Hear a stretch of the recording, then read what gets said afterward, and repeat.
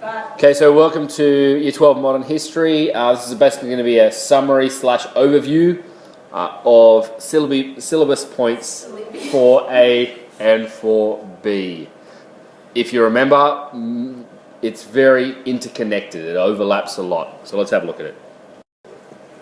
First of all, what is foreign policy? So it relates to the way that a country relates to countries that surround it. So it may involve diplomacy, talking, signing treaties, having conventions where a whole lot of leaders get together and they talk about a problem or an issue. It can also involve aggressive actions, invading people, annexations. So a much larger country and stronger country can say to a smaller country, we're either going to invade or you can just become a part of this country. One example was the Sudetenland, which is Hitler running up to World War II demanded that the 3 million Jews in the Sudetenland, who are technically in Czechoslovakia, he demanded that that becomes a part of Germany. And all the leaders met together and they actually decided to give it to him. They actually decided that Sudetenland actually just gave him a massive chunk of Czechoslovakia. And he ended up taking the whole thing. Okay, so that's foreign policy, diplomacy and aggressive actions and everything in between. So, 25 points. Union of all Germans was the main kind of part of the 25 points. That'll involve taking Austria, taking areas of France and areas of the Czech and areas of Poland lost during the Treaty of Versailles. Okay, so a greater unified Germany means taking parts of the 5 surrounding countries. Of the 4 surrounding countries. Try that again. So, obviously that means the undoing of the Treaty of Versailles. Alright, so lost territories, full rearmament. So they said, no, we're not having 100,000 soldiers. No, we're not having a limited number of guns, a limited number of ships, a limited no air force. We're going to fully rearm our country. This is the Nazi foreign policy. This is the idea, especially that of the army. What they did in the lead up to it, which is very, very clever, for example, the army, they were only allowed 100,000 men. So they picked the best 100,000 they could. Alright, they made it the strictest possible conditions to stay in the army, and in the lead up to when they were actually breaking the Treaty of Versailles, when they were in power, what they did is they trained every single person in that army to be 2 places ahead, 2 commands ahead of what they were. Does that make sense? So if you had a corporal, you might train them to be a lieutenant captain. You might train them to be a captain. Even though he's still a corporal, you train him to be a captain. So that means, bang, you can go from an army of 100,000 to an army of 1 million, and you've got enough people trained in those positions. And it just goes, you know how you had training to be a captain? You're now a captain.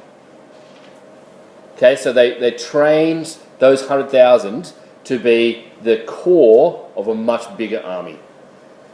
So there wasn't teething problems when they expanded very quickly, which is what they did. So, you've got this idea of undoing the Treaty of Versailles. You've got this idea of land and soil. The Nazis loved the old, what's the term? Kind of the old national spirit of being a farmer, being a peasant. They didn't like intellectualism. They felt it was kind of not masculine. All right, it was about being a farmer, being a peasant, and in order to do that, we needed Lebensraum, and living space. Lebensraum. So that's probably to the east, because we know the people in the Caucasus aren't as good as the Germanic races. So when they're saying we need Lebensraum, they're not saying we're going to take all of West France. They're saying we're going to go to the east and take massive chunks of Russia, because you've got Slavic people in there and people that are inferior to the Aryan race. So that's the plans. 7 and 8, foreigners will be expelled. The reality that war is coming must be treated. All right, must be prepared for, and we all must work and do our part. Okay, you got that? War is coming. The point said that war is coming, and everyone has to be prepared for it. That was the idea. Hitler's vision for Germany was number 1, racial purity. Okay, number one, racial purity.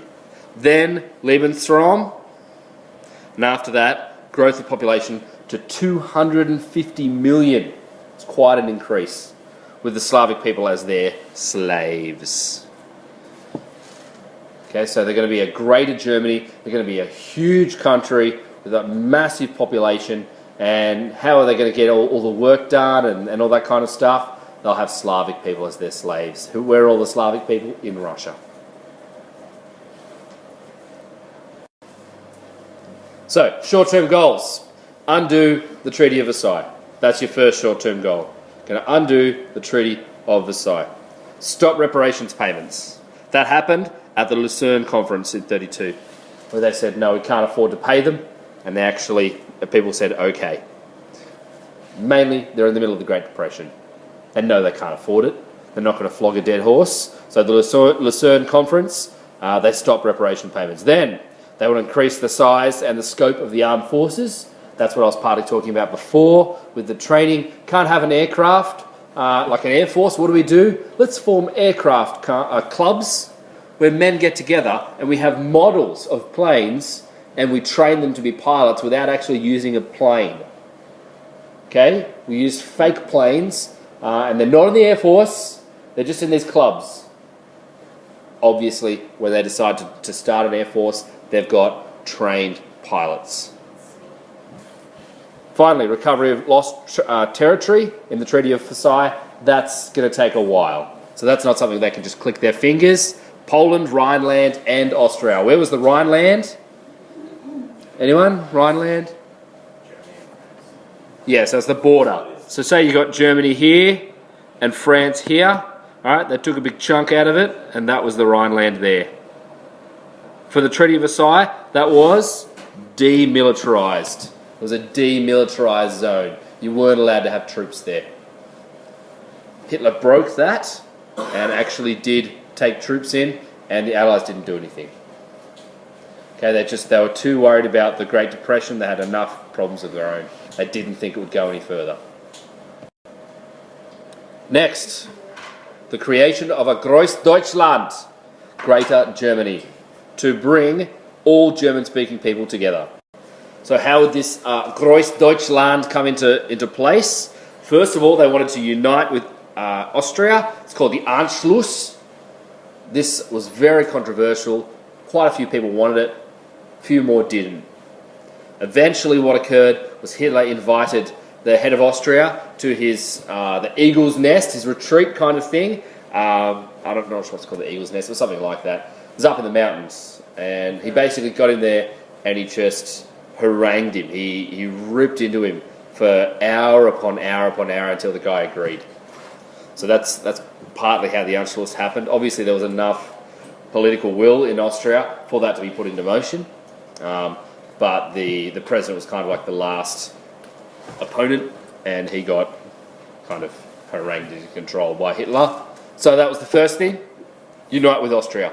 Secondly, take control of the Sudeten region, so the Sudetenland that I was talking about, of Czechoslovakia. 3 million Germans live there. Then reconnect East Prussia to Germany by taking the Polish corridor.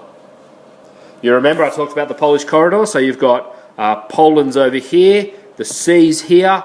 They didn't have access to it, they were landlocked, and so what the Treaty of Versailles said was, hey, you know how Prussia's here and Germany's here and Prussia's a part of Germany? Well, not anymore. We're going to give you a little corridor which actually separates the two countries. So the idea was, we're going to unite this once more so that all of this is Germany. And Prussia doesn't get one anymore. So that was how he was going to unite, or to form, Großdeutschland.